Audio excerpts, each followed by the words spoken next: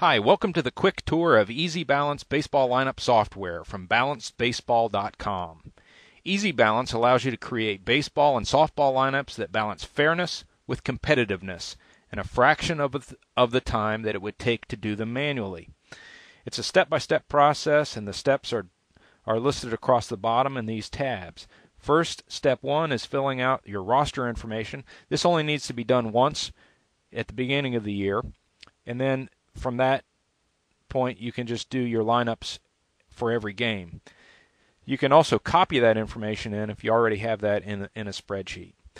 You fill in the hitting and fielding ratings, and you'll see these little pop-up boxes that guide you through the process. Next, we go over to the positions to be fielded section, and you just put an X in any of the positions that your team fields. That is, your league fields. We handle up to 11 positions, and we handle up to 18 roster spots. Fill in the number of innings and the team name. Incidentally, we do up to 9 innings. You'll see throughout the spreadsheets these instructions to help you if you get stuck, and additionally, all of the actions in the spreadsheet are driven by these buttons. So now I'm going to click this button that says Proceed to Batting Order Worksheet. And once I'm at the batting order worksheet, I click Copy Roster to Batting Order. Gives me a little warning to make sure I don't do anything that I don't want to do. And now it's just a simple matter of keying in the batting order. Once I'm done, I click Sort by Batting Order. I'm going to take a second, turn the recorder off, and fill in the rest of the batting order. Now that that's done, I'm going to click Sort by Batting Order again. At this point, I'm ready to copy the batting order to the fielding positions worksheet. By clicking this button, it then brings me to the fielding positions worksheet, and then all I need to do is key these fielding codes in to assign players to positions by inning. I can either key them in, or I can click this little drop-down arrow and just select the positions. I'm going to jump to a spreadsheet that I've already completed. Okay, now that this fielding positions worksheet is completed, I'm going to check to make sure that I've got the proper number of players by inning.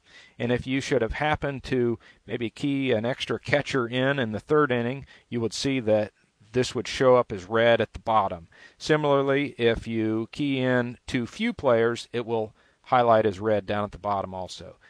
I'm then going to check the last 2 columns, which give you an idea of fairness of playing time. The second to last column shows the number of innings in the infield pitcher or catcher, that is the action positions, and then the second column shows the number of innings on the bench. Any time you see red, that indicates too few innings.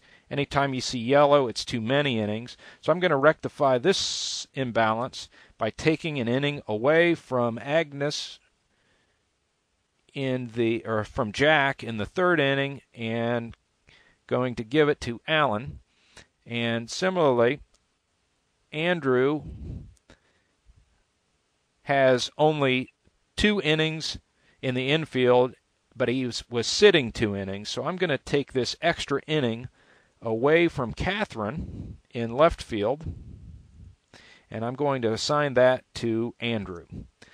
Okay, so now I feel good about the fielding positions, but I want to just double check to make sure that I don't have any weaknesses in the field. To do that, I will click this Fielding Visuals button, and this brings up this graphical representation of my fielding by inning. And you'll see that any of the blue is the stronger fielders, the red is the weaker fielders, and it will allow you to see imbalances like in the first inning where I have a very strong first base side and a weak third base side. So I'm going to click this button to take me back to the fielding positions worksheet, and I'm going to fix that situation by changing my shortstop with my second baseman, Catherine.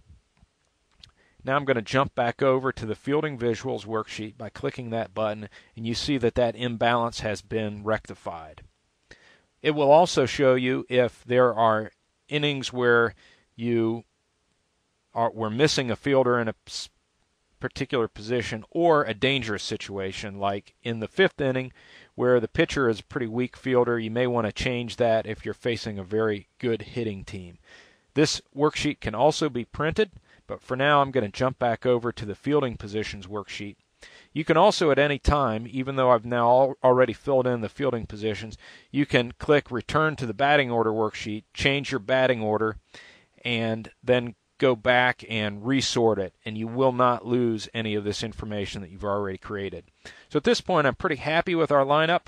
I'm now ready to print the lineup cards. You can either print it with only the batting order to be given to the other team, or you can print it with the fielding positions to be used by your team. Incidentally, when that prints, it will not show the fielding ratings, so your players never see that information. That's really all there is to it. I think you'll find that it will really save you a lot of time in doing your lineups, and I hope that you give us a try. Please visit us at www.balancedbaseball.com. Thank you.